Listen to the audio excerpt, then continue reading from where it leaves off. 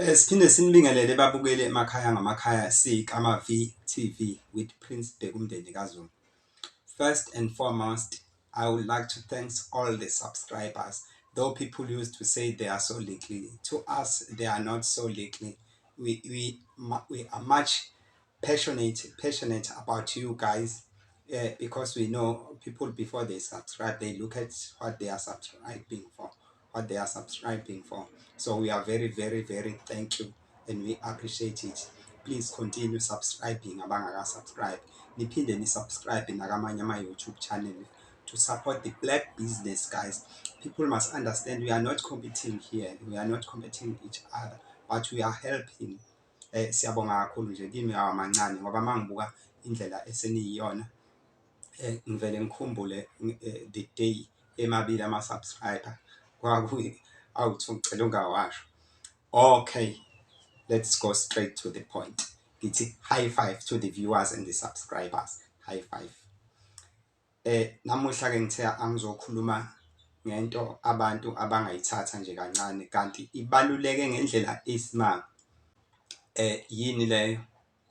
Izilwane ezifuywa egcekeni. Though kunezinye izilwane engafuya kodwa ezibalekile. Ucansi sekunekho ukuthi ngifuna ukukhuluma ngani. Izilwane engizokhuluma ngazo, ngizokhuluma ngenkomo, ngikhulume ngenkukhu, ngikhulume ngekati, ngikhulume ngembuzi, mase ngikhuluma ngenja le evele kuthi futhi akusuka la, noma ixutshiswe inyamazane kuphela noma isasazela abantu kodwa igadi ubusuku bonke. Ngizokhuluma ke nangayenja. Phinde cishe ngakhohlwa ingulube. Ngobe sengifaka ke nezinye ezithatheke njengenasidingo noma engafuneki kodwa noma engafuyiwe kodwa ezibalekile. Okay.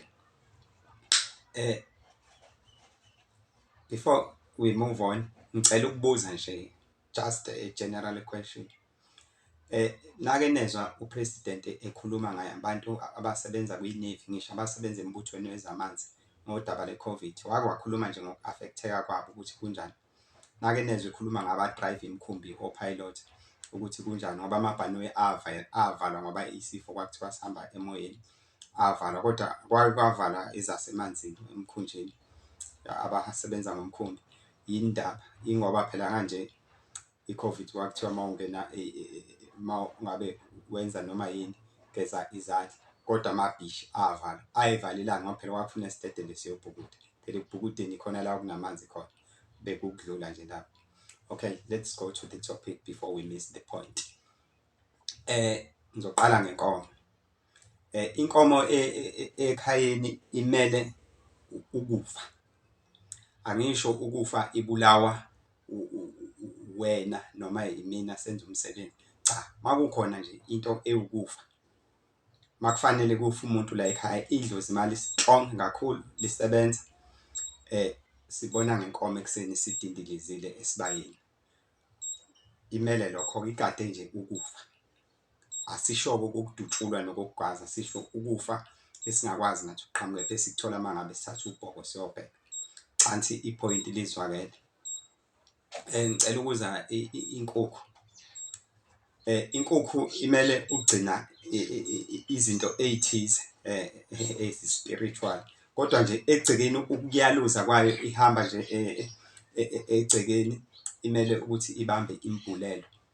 Abantu mabeshanga imbulelo la ekhaya, umuntu ekufanele ikheshe leyo mbulelwa, idlozi lethu mangabe lisasebenza ngokuyikhona, kufuneka kube inkukhu. Siyibone isiqumbe inyawo, sithi siyayibheka, siyabuzana sodwa kwenze njani, mase siyazi ke thina-ke ukuthi khona abantu abajikijela into esambulelo la ekhaya.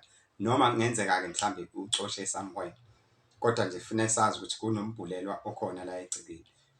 Angicansi we understand the point. Ngicela ukuzokhuluma-ke lapha ngekati. Ikati egcekeni lisigade lizulu, though we supposed ukuthi sibethele emakhaya. Ikati nje egcekeni ubokwazi igade izulu. Ngoze behleka abantu bethi ngicabangiswa yini lezi zinto. No, I understand and I've been given spiritual. Ikati makuduma izulu bolibone yena umuntu oxwaya kunabo bonke ohlezi egadini. Futhi mawuthi uyanothisa makuzoba nomonakalo uyaphuma endlini baleke liye ngaphandle akuduma izulu. akuvamisile ukugeja, kodwa angisho ukuthi ngiyaphoqelela ukuthi malike laphuma nje ikati laphuma ngaphandle sekuzolokhunga sekuzoduma cha, I'm not forcing in that situation, kodwa bengichaza nje kodwa abanye bazoyi-understand. Ngedlule-ke ekatini ngicathi abantu nakhona lapho baya-understand-a. Ngize embuzini. Imbuzi-ke imele ukugcina izinto la ekhaya, kahle kahle imele umsamo nje nedlozi imbuzi, kanti iyakwazi ukukhesha ney'gulo uma ngabe kukhona izifo ey'funa ukuphatha abantu la ekhaya. Like uyibona imbuzi isinamangongwane igule njengomuntu, kubonakala ukuthi ukugula kwabantu like ibe namangongwane noma ibe nosekela like engathi ihamba itsheke noma ivele ikhwehlele nje njengomuntu. Angithi ilona dlozi la ekhaya, umsamo wala ekhaya uyasi-notify ukuthi ufuna ngabe kwenzeke lokhu kumuntu. Imbuzi-ke umsebenzi wayo yikho nje noma senza into sisebenzisa yona lapha. Inkomo incane kabi kabi kunembuzi, imbuzi inkulu kunazo zonke iy'lwane esinazo laphana ekhaya. Ngicathi we are all on the same point, kodwa uvumelekile ukuphikisa kodwa ngendlela eyakhayo.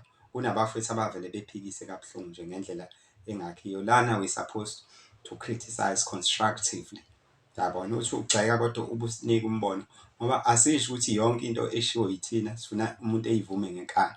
Umuntu uma engahambisani naye asilwi naye, futhi akusho ukuthi sesixabene, kodwa funeke nawe usibonise ukuze sikwazi ukuthi nabanye bebeke umbono wabo ukuze sigcine sihamba nge-channel eyodwa.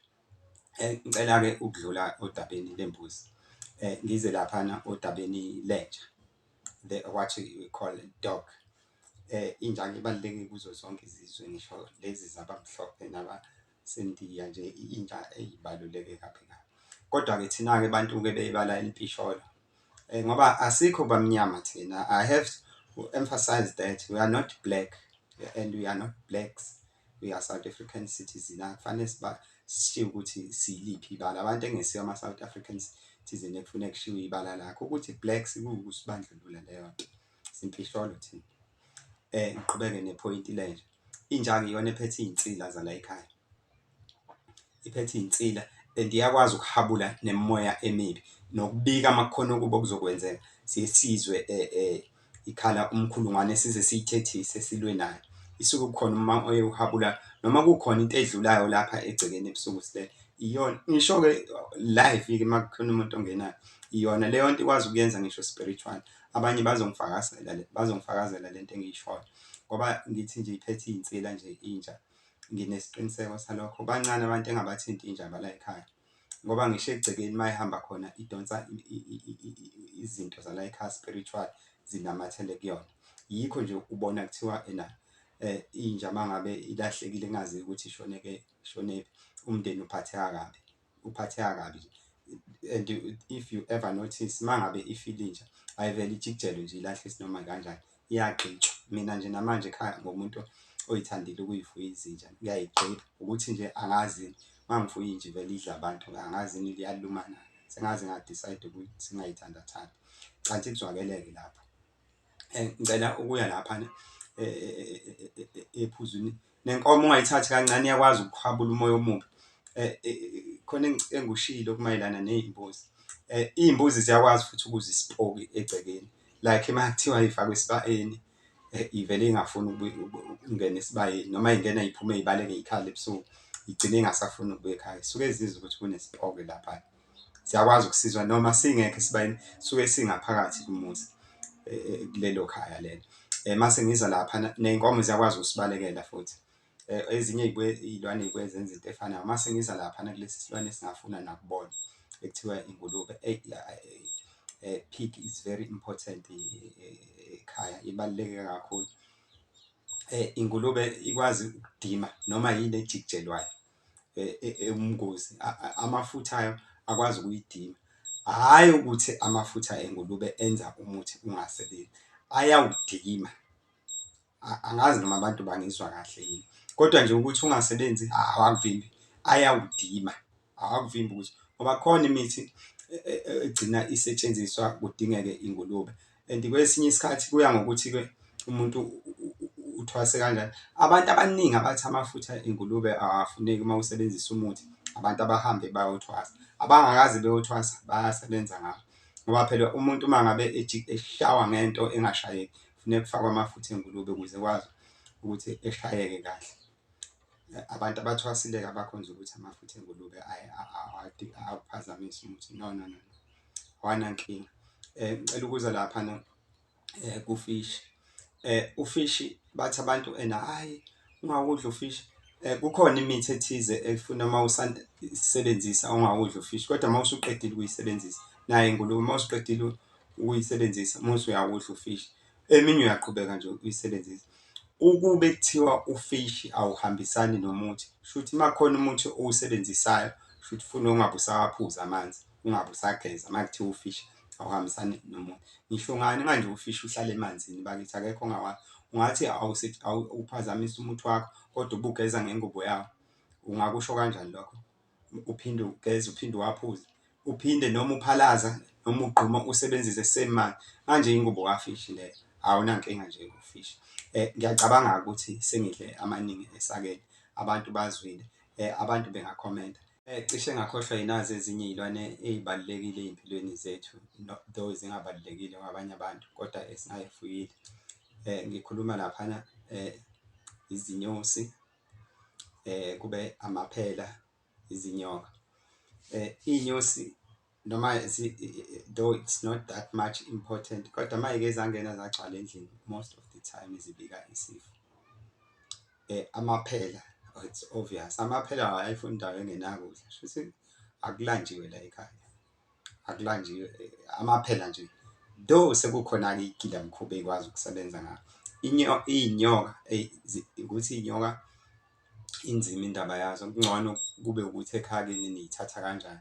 Zona zibika indaba yedlozi kodwa hhayi zonke. Ngisho ngesiyo lena e-green, hhayi ukuthi abantu boze bethi lena e-green kuphela. Manje-ke inyoka inkinga uma isikushayile-ke ngoba engingasekho mina ngeke usakwazi ukuthi ngathi ena injani. Nithathe ngokuthi ekhaya kini niyayi-understand-a injani. Mina ikhona engeke ngisho ukuthi 100% sure, ikhona kodwa inyoka engisho engingasho ukuthi ngiyayethemba. Ile nyoka le efana nebheshu lomuntu wesilisa eba ngathi i-brown, engathi nemibala emnyama, njengoba usuke ubona iy'njobo zebheshu lomuntu wesilisa. Leyo nyoka shosho isuke ibika abantu abadala futhi ayilwi. Noma niza ayivele inyamalale nje, khona abantu beqamba amanga bethi iyanyamalala iphele emehlweni, kodwa indlela ehamba ngayo uyayibona nje. Ivamise ukufika-ke uma kushone umnumzane ekhaya. Ayivamisile ukugejima uma ningabantu bey'dlozela nayo inyoka.